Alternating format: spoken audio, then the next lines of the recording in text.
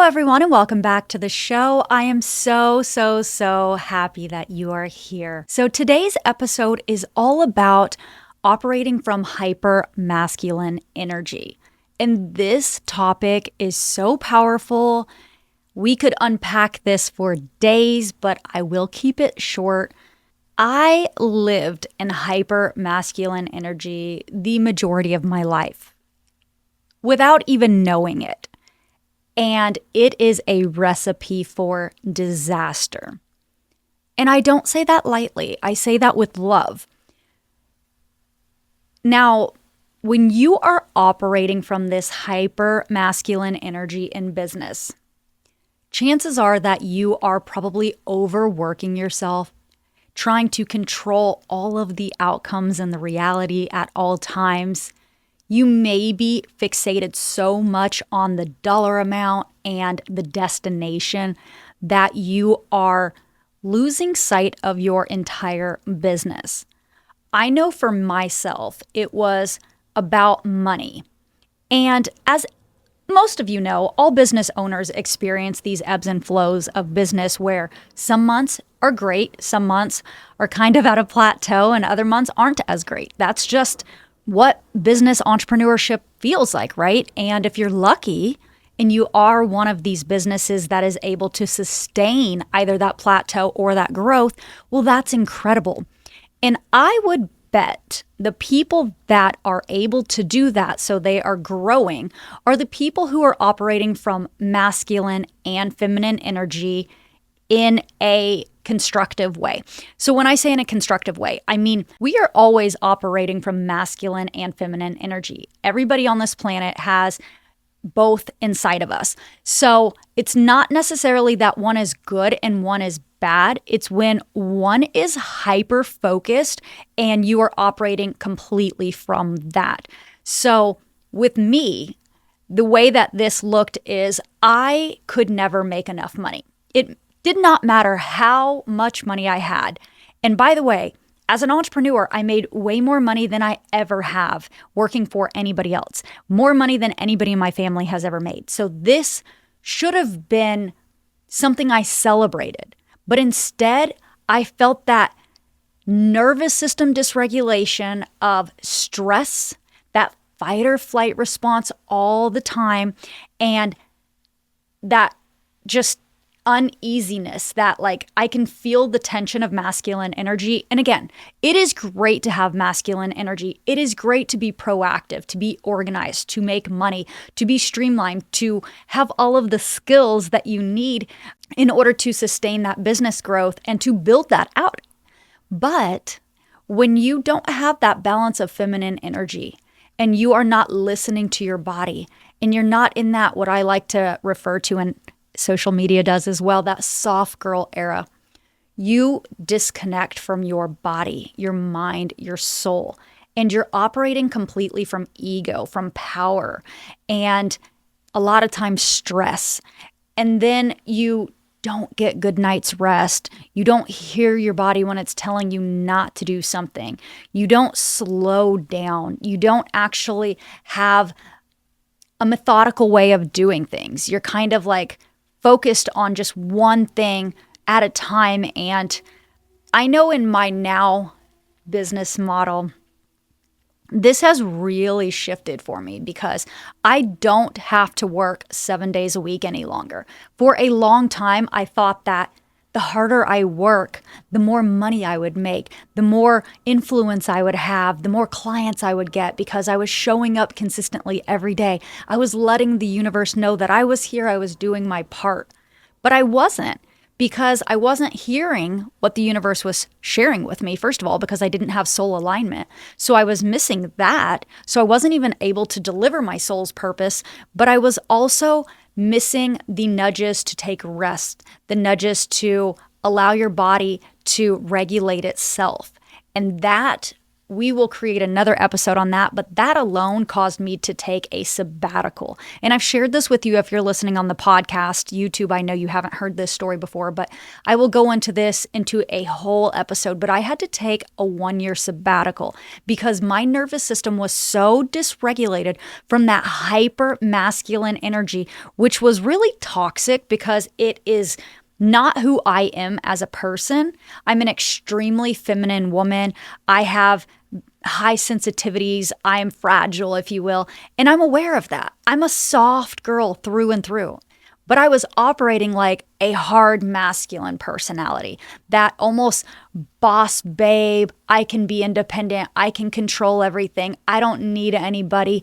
And so many people have spoke about this. And I don't know that we've even cracked the code of this, but that energy is just not sustainable. And also, when you start operating from feminine energy, you release control. So when I say you release control, there was a point in time where I never micromanaged my employees, but I never gave them the full tasks that I wanted them to complete because I wanted to control the outcome of how they did it. So I wanted to make sure that I had the finishing touch, like my touch was the best. When co-creation, partnerships, employees, that is the beautiful part about it, is that it's two different personalities, two different creativities, two different, souls aligning. And I missed that in my hyper masculine phase. Now I love the co-creation process. I welcome it. I embrace it. It's honestly the thing that I look forward to the most because I am a student at heart. I will constantly be learning. And if I had allowed all of my employees back then to just shine where they were meant to shine, maybe my business model would have looked a little different. Maybe my nervous system would have been a lot more regulated. Maybe that feminine energy would have been actually shining in my business, but it wasn't. And all of these small things caused me to take, like I said, that 1-year sabbatical. And that's essentially why I'm sharing this episode today, because I think sometimes we don't realize that it's okay to want to be an entrepreneur, and it's okay to want to be a CEO and a visionary and to operate from a place of authority and have influence. All of these things are okay. Whatever your soul is calling in is perfectly okay. And I want you to know that whatever feels good to you, you should continue to do. This episode may not apply to you, but if it does, I want you to know that there is a way to transition into a softer energy and still be successful in your personal life and in your professional life. There is a way to ask for support. There is a way to show up with not such a grind and a hustle that burns you out, but this feeling of I have abundance at all times. And I just think for myself, living in that hyper masculine energy for so long didn't allow me to embrace my authentic self. So I think it's really important when you are living in true alignment and you understand what your body needs, how to work in tandem with that, and even how to co-create with yourself. It's a beautiful feeling when you are in harmony, right? I think what we don't realize is when things are stressing us out and they are pulling us from this to that and we're just not feeling good, that is our body's way of communicating that's not the thing for us. So a lot of people work really well under pressure. They like grinding at the last minute, that pressure. And it's not necessarily bad stress, because if your body thrives in that environment, then that's healthy for you. But my body does not thrive in that environment. And my business was built on a lot of pressure and a lot of expectations and a lot of things that go back to sustainability. And honestly, everything goes back to sustainability, because we can't sustain things that our body is rejecting. If your body is telling you no, if it's triggering signals, if you're getting headaches, if you're getting burnout, if you are getting lack of sleep, if you are frustrated, resentful, if you start feeling sick, if you have ailments, So many indicators all happening at once are letting you know that does not work for your business. And I know that you may not be able to hear this right now because I didn't fully understand this when I launched my business. But when you slow down and you listen to your body and you take breaks and you show up authentically and you really just feel good, abundance starts to flow to you. Clients start to appear out of nowhere. Followers start following you on social media. People start buying your products and services. Your world expands. That container of wealth just expands. And this happens in your personal life too. You start to see opportunities all around you and you start to feel that joy. And I think that's part of being present in the journey and not so much in the destination. Because when we are hyper fixated on that masculine energy, we are trying to control the reality. And you can only control what you can control. And you cannot control the future because the future hasn't happened yet. So the only thing that you can do is be aligned in the present so that you can enjoy the journey to get to the future destination. And that is a really hard lesson to learn. I know for myself, the hypermasculine energy, the dysregulated nervous system, the future life that I could see. And I don't mean visualizing the future, the highest self, the embodying of that. I mean working so hard to be ready when you get to the future that then you'll do this thing, that you miss all the things in between. We are so fixated on the goal, the thing that we want, whether it's a dollar amount or an accolade or, some kind of a badge of honor. We are trying to get to the final product. But when you think about it, when you get there, it's the journey, the experience, the blood, sweat, and tears, the moments that created everything that led up to that you remember, that you feel. It's all the emotions. It's not the actual thing that you received.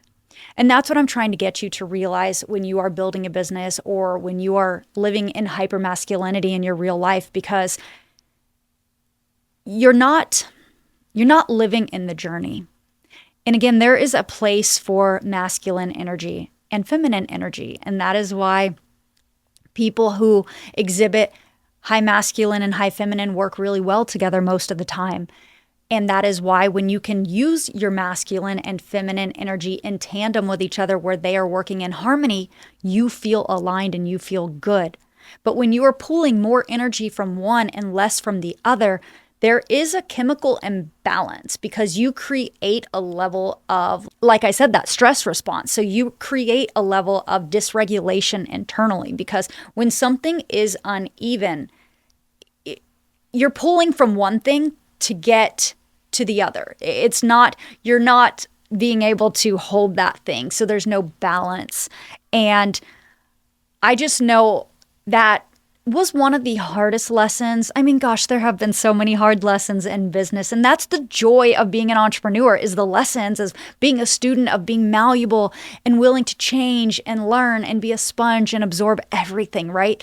And the beauty in that is being able to unlearn what you thought was right and learn what does feel in alignment with you. I feel like the last 2 or 3 years, I have unlearned more than I have learned because I am just trying to subtract things that don't feel good to me to feel whole with the things that do before I pack on more of those things. So I am creating space for the new, I guess you can say.